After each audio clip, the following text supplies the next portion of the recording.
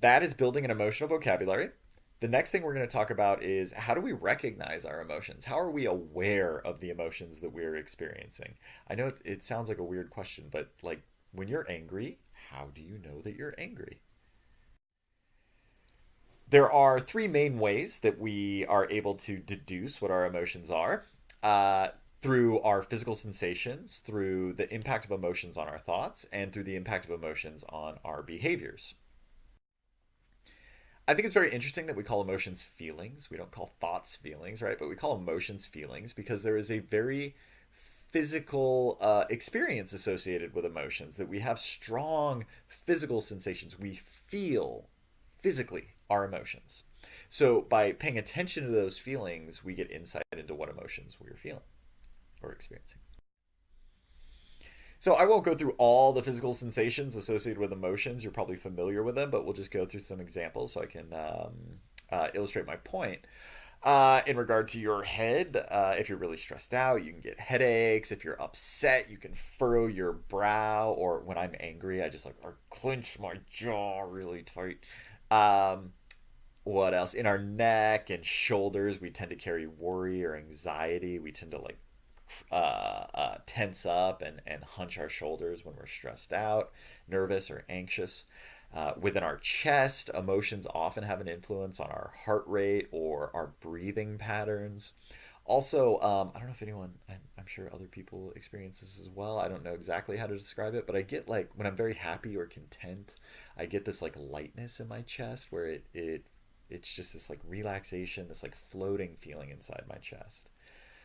You experience emotions through your stomach. So like if you have a big presentation coming up, you might get stomach cramps, which is like the perfect thing you need right before a big presentation, right? But we experience nervousness through our digestive system.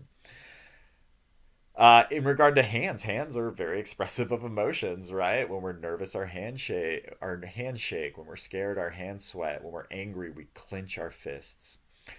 So these are just some examples. The point being that we experience emotions physically, and by paying attention to our physical reaction to things, we can get insight into what our emotions are.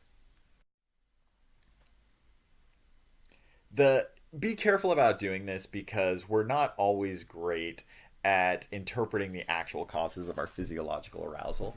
I'm sure many of you have had the experience where you've drank in too much coffee, or you drank it too quickly, and your heart starts beating, and you're breathing quickly, and your hands are shaking, and you feel nervous. You feel this like vague sense of anxiety, and you start trying to fill it in with like, oh, maybe I'm worried about this or I'm worried about that, and you pick something and you end up worrying about it all afternoon until the caffeine wears off and you feel mellow again, and you think back to that thing that you were really worried about, and suddenly it doesn't worry you at all.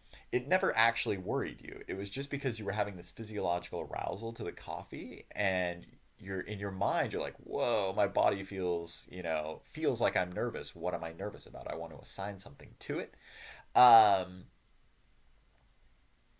yeah, so you weren't actually nervous, you were just like creating it. My point being that we're not there's not a perfect one-to-one correlation between our physiological experience and our emotional experience. So it's a piece of the puzzle, it's not the whole picture. So we can be aware of our emotions through the physical experience of them. We can also be aware of our emotions through the impact emotions have on our thoughts. I used to be a rock climber when I lived out in Colorado. I went to grad school out there, and if you allow me to brag just a little bit for 1 second, if you look at that picture, you'll notice there's a tiny little dot in the middle, and that is me on one of my favorite rock climbs that I've ever done. And rock climbing was a terrifying thing to do. And I would notice that before a big climb like this, a few days before the climb, I would start having these like really awful thoughts, right? Like I would have these images of myself just like laying on the rocks, like with broken bones jutting out through my flesh. And I would just have these intense thoughts about everything that's going to go wrong and how I'm going to die on these climbs. And what I realized is that those thoughts were coming from this place of fear, that I had the emotional experience of fear, that I was nervous, that I was scared about doing these climbs, and that those feelings drove these thoughts, right? And so, yes, I was having these thoughts, but they were really reflective of something deeper that was going on, which was me being scared. And of course, when I was scared, you have these negative thoughts, which make you more scared, which you have you more negative thoughts. I wasn't really aware of the extent to which I was scared of these climbs. I wasn't aware of the extent to which, even days beforehand, I was physically experiencing fear of these climbs until I started paying attention to my thoughts. My thoughts gave me insights into my emotional experience. Lastly, we can get insight into our emotions through our behavior. A really good example is stress. So, stress has a really powerful impact on our behavior. It influences our sleep patterns, it influences our eating patterns. When I am stressed out, I am like the donut man. Like, I just crave carbs and just I eat donuts every afternoon when I'm stressed out, and it's the greatest thing ever. And when I'm having my like third afternoon or my afternoon donut for the third day in a row, I go, oh man, maybe I'm stressed out. Or if I'm sleeping a lot, when I'm stressed out, I sleep a lot. I never have problems with insomnia. I sleep a lot. So I'll notice myself sleeping a lot, and I'll be like, oh man, I must be stressed out. And I'm either not aware that I am stressed out, or I'm often not aware of the extent to which I'm stressed out until I see the impact it has on my behaviors.